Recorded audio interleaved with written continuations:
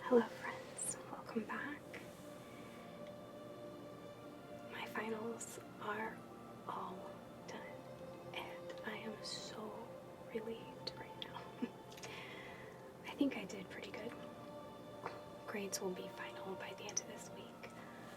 So now that I have completed my fall semester, which is my first semester back as a transfer student, I'm officially on winter break. So what I wanted to do for my winter break was absolutely nothing and read a lot of books.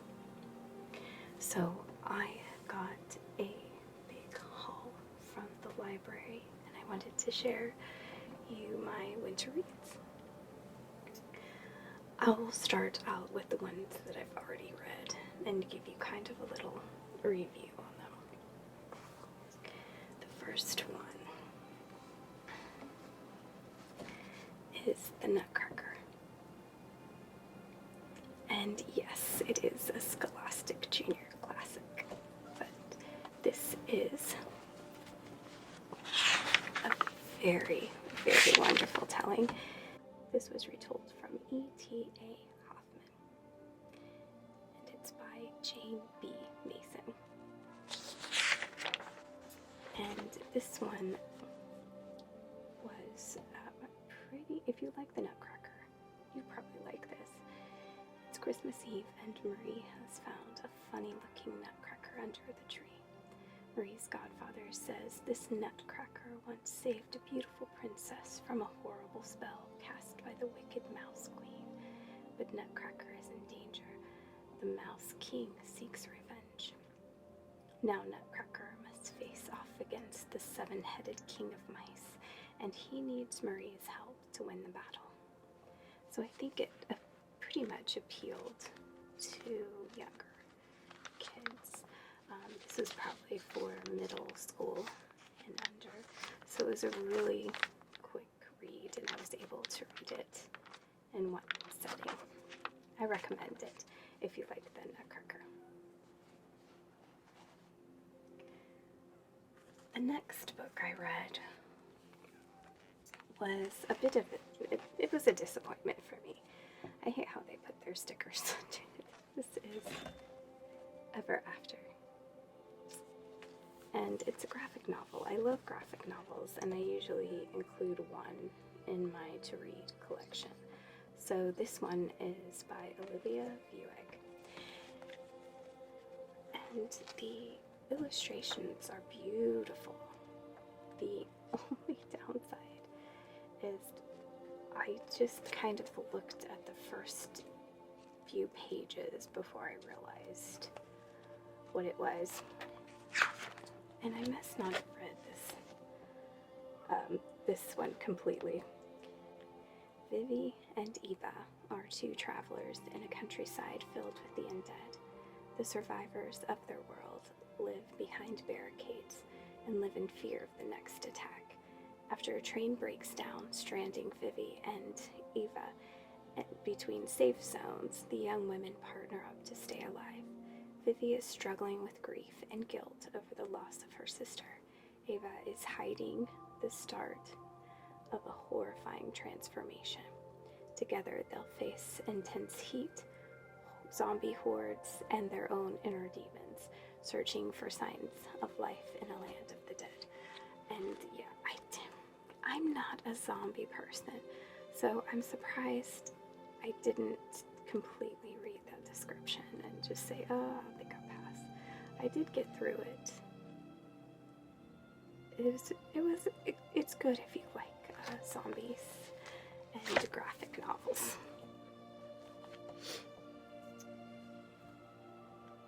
The next one is Fireflies in the Gathering Dark, and this is by Muriel Crabtree.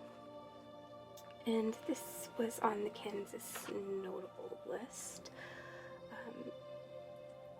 And I think it was 2017. Yes, 2017.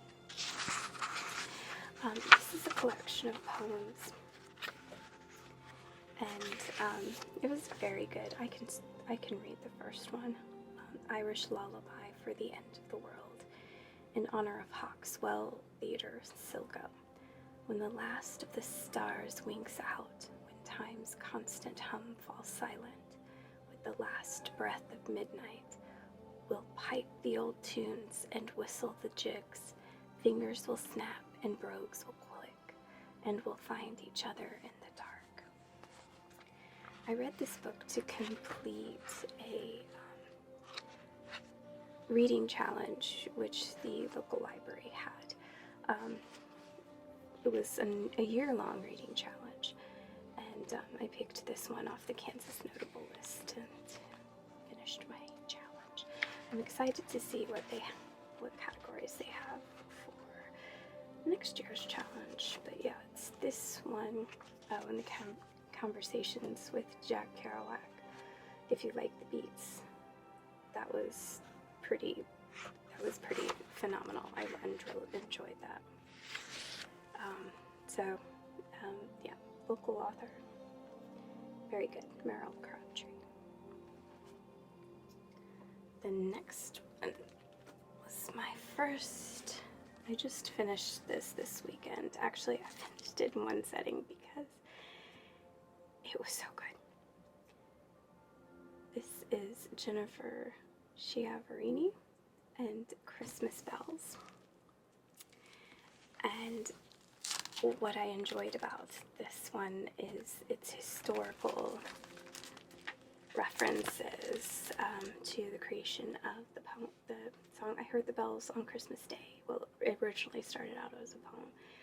So, in 1860, the Henry Wadsworth Longfellow family celebrated Christmas at Craigie House, their home in Cambridge, Massachusetts. The publication of Longfellow's classic Revolutionary War poem, Paul Revere's Ride, was less than a month hence, and the country's grave political unrest weighed heavily on his mind.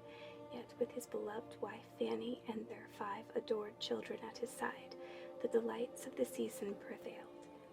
In present-day Boston, a dedicated teacher in the Watertown public school system is stunned by somber holiday tidings. Sophia's music program has been sacrificed to budget cuts, and she worries not only about her impending unemployment, but also about the consequences to her underprivileged students.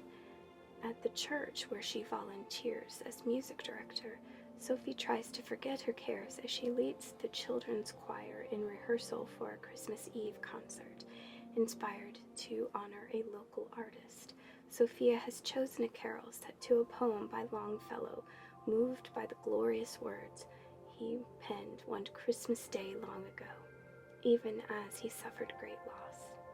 Christmas Bells chronicles the events of 1863, when the peace and contentment of Longfellow's family circle was suddenly tragically broken, cutting even deeper than the privations of wartime. Through the pain of profound loss and hardship, Longfellow's patriotism never failed, nor did the power of his language. Christmas Bells, the poem he wrote that holiday, lives on, spoken as verse and sung as a hymn. Jennifer Schiavarini's resonant and heartfelt novel for the season reminds us why we must continue to hear glad tidings, even as we are tested by strife. Reading Christmas Bells evokes the resplendent joy of a chorus of voices raised in reverent song. What I liked about this is that it bounces back periods every other chapter. So it starts in present day, and then the next chapter, it goes to, let's see if I can find the next chapter. And then the next chapter, it goes back to the 1860s, where we see Henry Wadsworth Longfellow, and all the events that led up to the start of the Civil War, and the writing of the Christmas bells poem. And then it bounces back to present day, but then it goes on this Christmas Eve service. It goes based on the same evening, the same Christmas Eve service practice, from different points of views from the members of the church. And it is just beautifully written. I love her storytelling. I recommend this if you're a history buff, if you like poetry, classics. This is a good book. And now for the books that I have yet to read, but getting to them. I just started this one. Glenn Hildebrand's Winter Street. And quite honestly, I just got a list of books from Pinterest, actually. Good Christmas books to read. I do not like to read a lot of modern stories. So I end up reading more classics. What I do read modern is like graphic novels and things like that. So I'm branching out and enjoying some more modern tellings. So this is Winter Street, and Kelly Quinn is the owner of Nantucket's Winter Street Inn and the proud father of 4 children. As Christmas approaches, Kelly is looking forward to spending some quality time with his family at the inn. But when he walks in on his wife kissing Santa Claus, or the man who plays Santa Claus at the annual Christmas party, utter chaos descends. Before the malt cider is gone, the delightfully shambolic Quinn family will survive a love triangle, an unplanned pregnancy, a federal crime, a small house fire, many shots of whiskey, and endless rounds of Christmas caroling in this heartwarming novel about coming home for the holidays. I do like coming home for the holidays stories. And when I've started this is kind of similar to the Christmas bells, where each chapter has a different perspective based on the point of view and how the story moves along. I haven't gotten too far in it. I've just gotten far enough to hear about Kelly's wife kissing Santa Claus. So I'm interested to see how this develops. Next one that I've just started. I tend to read more than one book at a time because I'm probably pretty weird. This is Nancy Thayer, Let It Snow. A Nantucket shopkeeper discovers that Christmas is the perfect occasion to make unexpected friendships, warm the coldest of hearts, and maybe even find love. Christina Antonioni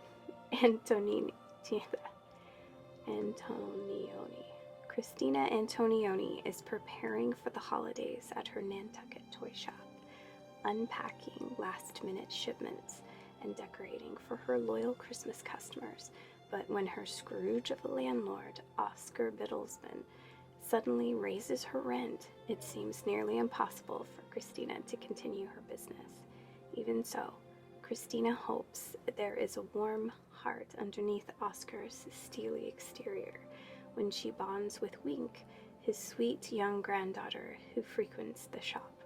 It becomes clear that perhaps he isn't so cold after all, and with the help of Wink's uncle, who happens to be a charming and very handsome bachelor, this may be the best Christmas any of them could have ever imagined. Nancy Thayer's enchanting Nantucket setting provides the perfect backdrop for this holiday story. I might be on a northeastern kick. But yeah, this one looks pretty good. And like I said, just started. I don't think I've even read the first chapter, so I'm excited about that one. Alright, so this one is May Vinci's. This year it will be different. A Christmas treasury. I love treasuries. From the New York Times bestselling author, The Circle of Friends, which I love that book too, and The Glass Lake comes This Year It Will Be Different, a stunning new work that brings us the magic and spirit of Christmas in 15 stories filled with Maeve Binchy's trademark wit, charm, and sheer storytelling genius. Instead of nostalgia, Binchy evokes contemporary life. Instead of Christmas homilies, she offers truth, and instead of sugar plums, she brings us the nourishment of holidays that precipitate change, growth, and new beginnings. The stories in This Year It Will Be Different powerfully evoke many lives. Step families grappling with exes, long married couples faced with in-law problems, a wandering husband choosing between the other woman and his wife, a child caught in grown-up tugs of war during the one holiday when feelings cannot be easily hidden. The time of year may be magical, imbued with meaning, but the situations are universal, and Maeve Binchy makes us care about them all. As the Philadelphia Inquirer noted, Maeve Binchy's people come to life fully. They make you laugh and cry and disturb your sleep. They do precisely that in this extraordinary collection on the night before Christmas, when we are snug in our beds or anywhere, any time of the year. I do like short stories, so this one seemed really real and raw. So, and it doesn't seem to be too long. 210 pages isn't terrible. So hopefully it's good.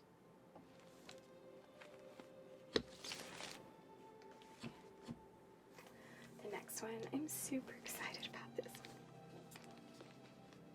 Mr. Dickens and His Carol. This is by Samantha Silva. Charles Dickens is not feeling the Christmas spirit. His newest book is an utter flop. The critics have turned against him. Relatives near and far hound him for money, while his wife plans a lavish holiday party for their ever-expanding family and circle of friends. Dickens has visions of the poorhouse, but when his publishers try to blackmail him into writing a Christmas book to save them all from financial ruin, he refuses, and a serious bout of writer's block sets in. Frazzled and filled with self-doubt, Dickens seeks solace in his great palace of thinking, the city of London itself. On one of his long night walks in a once beloved square, he meets the mysterious Eleanor Lovejoy, who might be just the muse he needs. As Dickens' deadline closes in, Eleanor propels him on a Scrooge-like journey that tests everything he believes about generosity, friendship, ambition, and love. The story he writes will change Christmas forever, laced with humor, rich historical detail from Charles Dickens' life, and clever winks to his work. Mr. Dickens and His Carol is an irresistible new take on a cherished classic. I love Dickens, everything Dickens. I think my favorite is Great Expectations, or maybe Oliver Twist, but I do have a soft spot in my heart for A Christmas Carol. So I am finishing up A Christmas Carol right now, again, because I reread it every year, and I'm going to follow it up with this one. So, super duper excited for this. Alright. This is My True Love Gave to Me, which is 12 holiday stories. I'm pretty sure this is young adult, this teen. But this came highly recommended. There are several contributors. to this book, and I love, love, love, love, love, love short stories, and I love Christmas compilations in general. So if you love holiday stories, holiday movies, made for TV holiday specials, holiday episodes of your favorite sitcoms, and especially if you love holiday anthologies, you're going to fall in love with My True Love Gave to Me 12 Holiday Stories by 12 best-selling young adult writers. Edited by the international best-selling Stephanie Perkins. Whether you enjoy celebrating Christmas or Hanukkah, winter solstice, or New Year's, there's something here for everyone. So curl up by the fireplace and get cozy. You have 12 reasons this season to stay indoors and fall in love, which is exactly what I'm going to be doing. Beer buckets and baby Jesus. That's hilarious. What the hell have you done, Sophie Roth? Oh my goodness. Yeah, this is going to be fun. What an adventure this is going to be. That's probably going to be a quick read also, but just because I enjoy these kinds of stories so much. Alright, next we have Allie Smith's Winter. I think she does a all seasons, so I might have to get autumn. Alright, so this is actually a novel. Winter. Bleak, frosty wind, earth is iron, water is stone. So the old song goes, and now Art's mother is seeing things. Come to think of it, Art's seeing things himself. When 4 people, strangers and family, converge on a 15-bedroom house in Cornwall for Christmas, will there be enough room for everyone? Winter, it makes things visible. In Allie Smith's Winter, life force matches up to the toughest of seasons.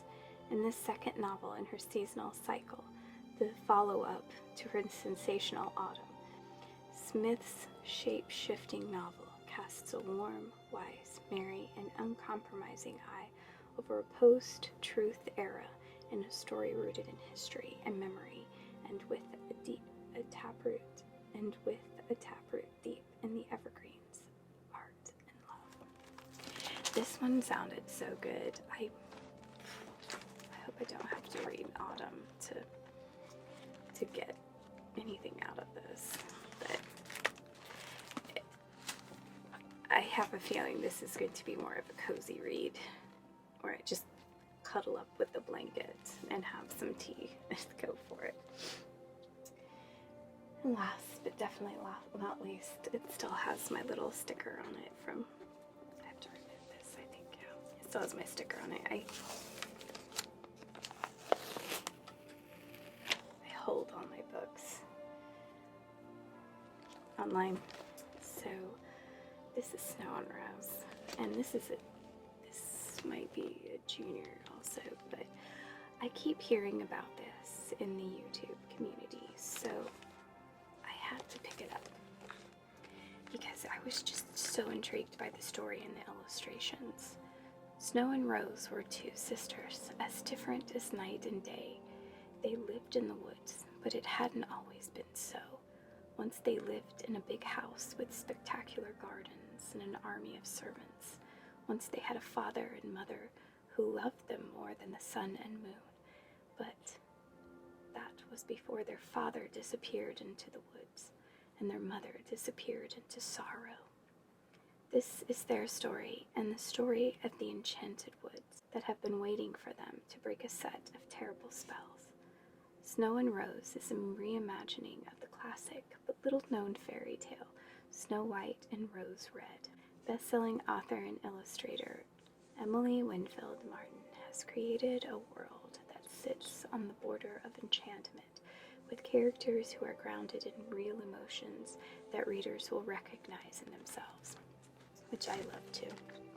But I love the little illustrations throughout.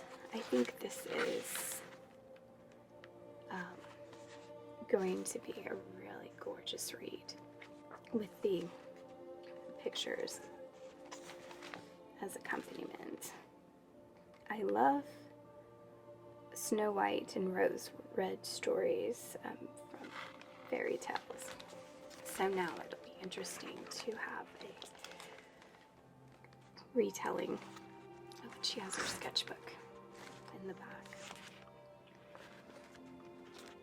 There's the librarian. Gorgeous. These little sweaters. Wow. I'm just too excited. I might not be able to wait to read this, to get through my other books before I read this. And just finished reads and my to-be-read pile. And I am getting ready to enjoy a wonderful, wonderful winter break from school. And I hope that everybody is getting ready to enjoy a warm and cozy winter break indoors. Stay safe, everyone, and find a good book to read. And if you're reading something right now that you just think is an excellent winter or Christmas read, please leave me a comment and give me a suggestion on what to read this year.